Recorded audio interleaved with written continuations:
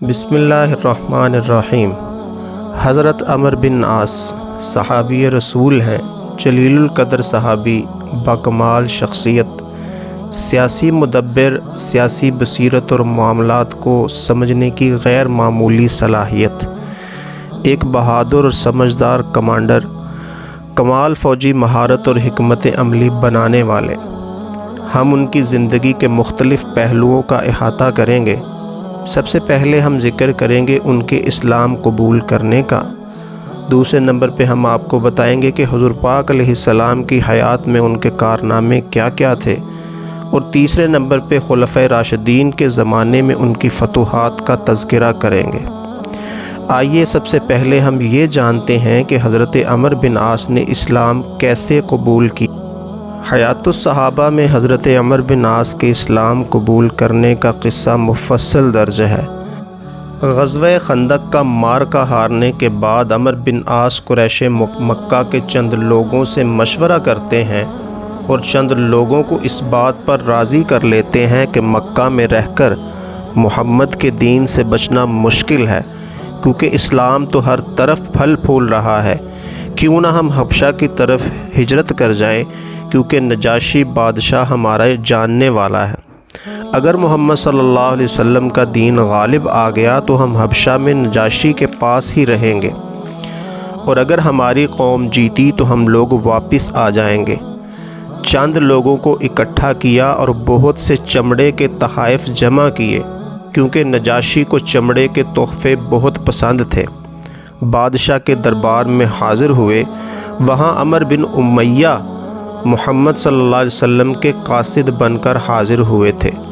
جب وہ چلے گئے تو عمر بن عاص نے نجاشی بادشاہ سے عمر بن امیہ کی حوالگی کا مطالبہ کیا، یہ کہہ کے کہ یہ ہمارے دشمن کا قاصد ہے، میں اس کو قتل کرنا چاہتا ہوں۔ عمر بن عاص کہتے ہیں کہ نجاشی کو میری اس بات کا اتنا غصہ آیا کہ اس نے اس زور سے اپنی ناک پر ہاتھ مارا کہ میں سمجھا کہ اس کی ناک ٹوٹ گئی ہے۔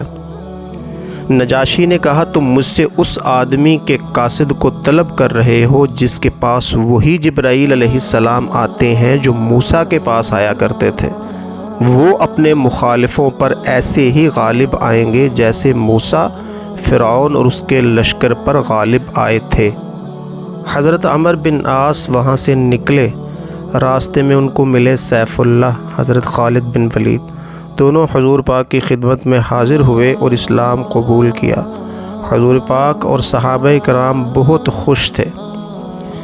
آئیے اب آپ کو حضرت عمر بن عاص کے چند معرکوں کا بتاتے ہیں۔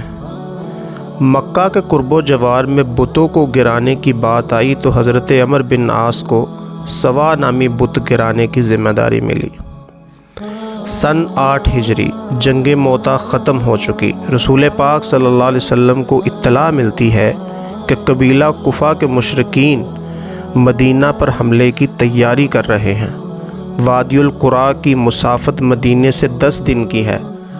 حضرت صلی اللہ علیہ وسلم نے اس معرکے کے لیے حضرت عمر بن عاص کو چنا۔ تقریباً 300 افراد پر مشتمل ایک لشکر ترتیب دیا گیا۔ حضرت عمر بن عاص کو امیر بنا دیا گیا۔ آپ لشکر کو لے کر جب محاذ پر پہنچے تو پتہ چلا کہ مشرکین نے بہت بڑی فوج جمع کی ہوئی ہے۔ آپ نے فوراً حضور پاک کو اس کی اطلاع پہنچائی۔ حضور پاک نے 200 مجاہدین کا ایک لشکر ترتیب دیا اور ابو عبیدہ کو سپہ سالار مقرر کیا۔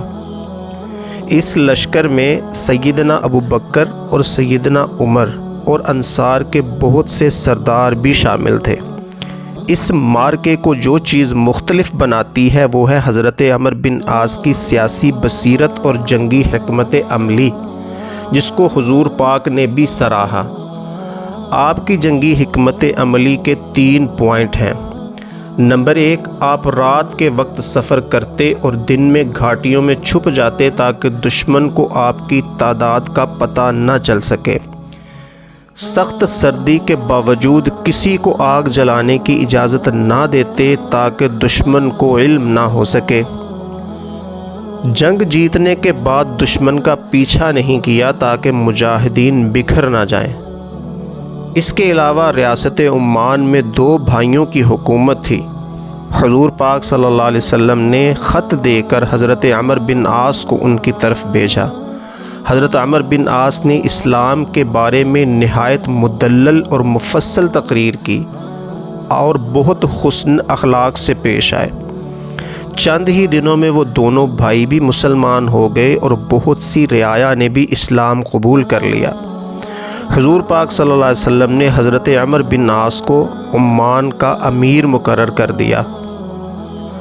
حضرت ابوبکر صدیق نے حضرت عمر بن عاص کو منکرین اور مرتدین کو ختم کرنے کے لیے واپس مدینہ بلایا۔